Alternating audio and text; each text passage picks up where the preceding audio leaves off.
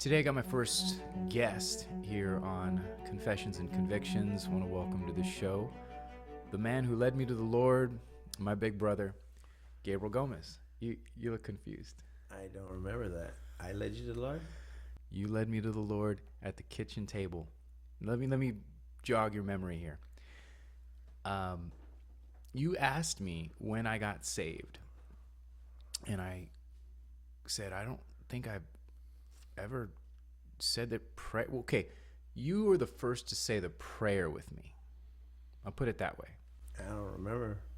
It was at the kitchen table, and that was the first time I recall saying that I said the prayer. Now, maybe I did it before then. No, I just didn't remember.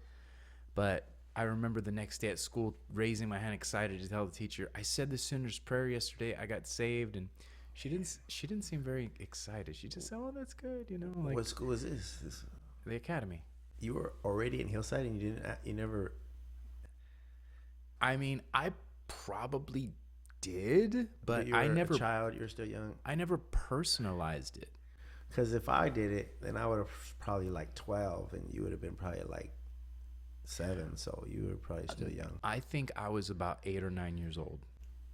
That was when you were 9, I was already messing up. So it had to be 7 or 8 max.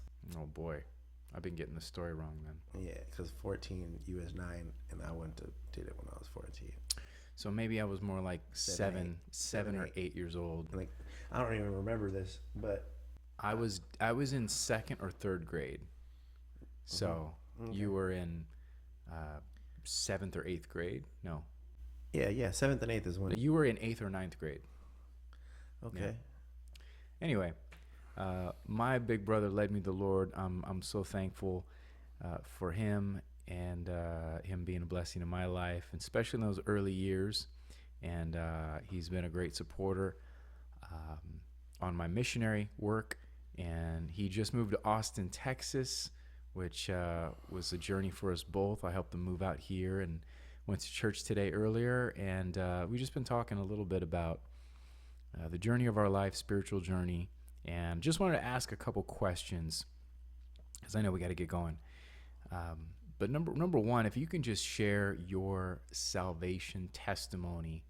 I think I know part of this story, but just very briefly, how did you, we both grew up in church, but how did you come to accept Christ as your personal Savior?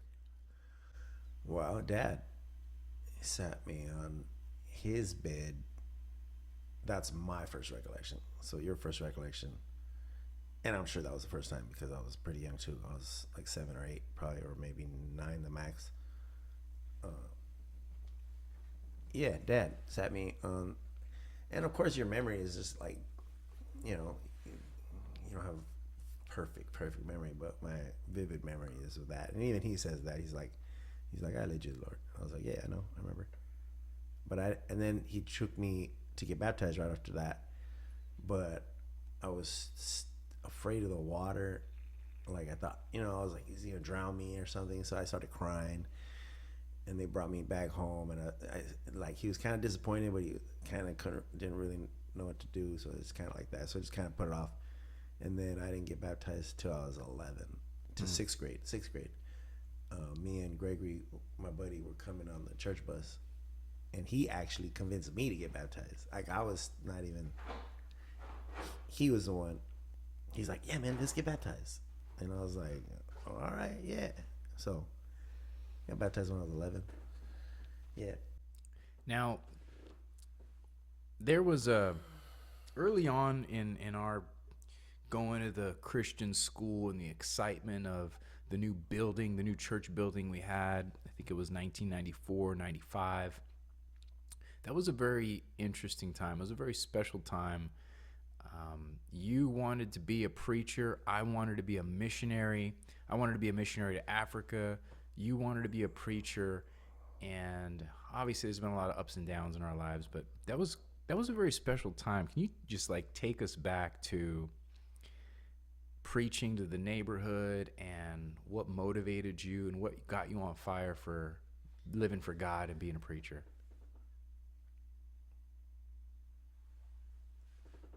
I can't recall like a time or a moment obviously just influence of the church and and then like there's some people who just when they do something they do it like to the max like So, as you being the older brother, and by the way, your influence had a tremendous impact on me because I looked up to you. I looked up to preacher, and I looked up to anybody that I conceived to be spiritual. Some of the other guys going to the academy, we were that first generation, maybe that test generation. But tell me where. yeah, I wasn't a good influence if I was your influence. Well, for a short time, as far as you wanted to be a preacher, I remember you got the neighborhood together. We had church in the garage, and Yeah, I was that. there, and yeah. I was excited about that. Yeah, I remember. Yeah, I remember. And that's when you wanted to be a missionary. Yeah. You kind of had your own spin on things. Like we would get into things, and like cars or like I wanted a Lambo, you wanted a Porsche, or like we just had different spin on things. Colors and basketball teams, and you're the Sonics. Like so, I guess I wanted to be a preacher, and you wanted to be a missionary. It's just you didn't want to be a preacher too. You just like had your own spin, and you had your own idea and vision as a kid. And So where did things go wrong? yeah, 14. Yeah, at first, I mean, this is young. These were kids, you know what I mean? So it's like, but yeah, I would say I was on that whole trip from 12 to 14. So 2 years, like I was soul winning twice a week, and none of the kids were doing that back then because you only had to do it once. Yeah, my summer job. So I had a summer job, youth job, in Lincoln Park, and I was the youngest guy. I was 14. Everybody else was like 17, 18, 19, 20. And first day I showed up with a shirt and tie. I was just because I was still, the Bible had next to me, and yeah, man, it didn't take long for the influence to creep up, and from the older kids showing me music, and if I had to call it, man, I remember that the Crossroads album by Bone Thugs. That album, it was bad, man. It was bad. I used to listen to it with my headphones, and like just talking about murder, Ouija, like just saying some real stuff, and it was just like it was like this kind of like hypnotizing me. Yeah. Into this, especially with your headphones and you're young, 14, and and then they're like, you want to smoke some weed, and then I was like, oh, because you're getting influenced by older kids. You're hanging out. You're out of college because we worked at UCLA, which was super dope. 14-year-old kid working at UCLA and a little secretary stuff that did for summer jobs. But like I said, I was the youngest one. I was 14. Everybody else was like 17, 18, 19, 20. And I just got influenced by the older crowd, wanted to smoke weed. I started smoking weed. And I'm talking to you like in one summer, you're talking about flipping, because after that I ran away from home. Like after that I was rebellious. It's almost like, man, it was bad. One summer changed my life. One summer changed my whole attitude. And yeah, this influence, music influence. I guess that's the only thing. When people would try to tell you, like dad or the pastor, that music is wicked, tell me the mindset, the naive mindset. You're asking me to try to remember, I'm doing my best, but you're 14-year-old kid, you know what I mean? Yeah, it was many years ago. I mean, you're arrogant, you're a kid, Yeah, kids know it all, Yeah. So and it felt good. The music sounded good, and it's weird because as I was hearing it, like these words of murder, and all, like I knew, like, oh, it's almost like taboo feeling, like a taboo feeling, like I shouldn't be listening to this, but what is this? Oh, this is different. Like, what are they saying? Like, this has a sick flow, and this guy raps smooth. Yeah. And like I said, it's hypnotizing. It's like hypnotizing. Definitely. Yeah, man. I don't know how everything works. Spells, and I know there's a lot of stuff that we just really don't. I mean, we don't understand. I understand there's some satanic power of influence, TV, everything is influence. And I don't know how much. Yeah, man, it's just wild. I don't know. I mean, but definitely got influenced the wrong way. And then from then, I just kind of went downhill.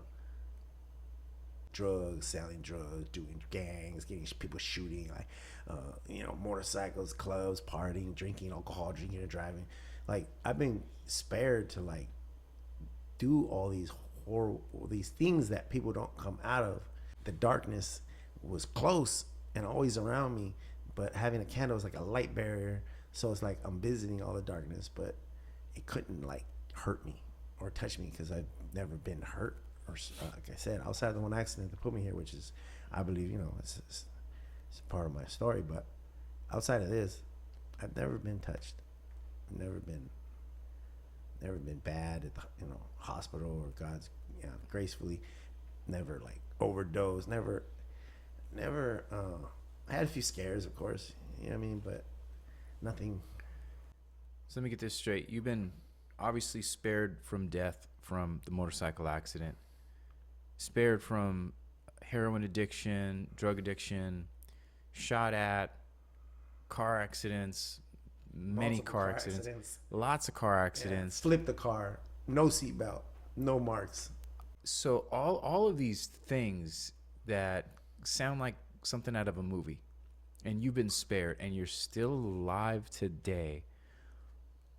I mean, maybe we can't conceive of this, but why do you believe? Like, God obviously has a plan and a purpose for each and every one of us, but why do you feel like you're still on this earth? Like, what do you think that He has for you to do? And, maybe you haven't figured it out, but can you speak on that? Well, I definitely am not living right. I'm definitely selfish. Definitely, not living the way I should, but there's still a strong desire, and I talk to God a lot. I won't say a lot, but we had serious discussions where I'm like, man, like, I don't know how. I mean, he used Samson with the last swing and did more than he ever did in his life. You know what I mean? Like, I don't know how my story finishes, but like, I got it. I got to be used. Use me somehow, and I always say in a big way. And I say, well, why you want to be used in a big way? It's like, I've been through all this. Like, I don't deserve to be here in general. And I don't even deserve to be used in a little way. So if I'm going to ask, like, use me in a big way, why would I not ask to be used in a big way? If I wrote a book about my life, I would entitle it My Ecclesiastes. Like, definitely I could relate to Ecclesiastes. All to arrive at the conclusion of the whole matter, which is fear God and keep His commandments. I'm not at the last chapter yet, but we're figuring it out. Making progress. Well, I'm happy. I'm glad we got to go to church together for the first time in Austin, Texas, and shout out to Capital City Baptist Church in Austin, Texas. Some good people there, good sweet spirit there, and I was happy to be there, and gotta get back there soon. So thank you again so much for the time, and we'll wrap things up here.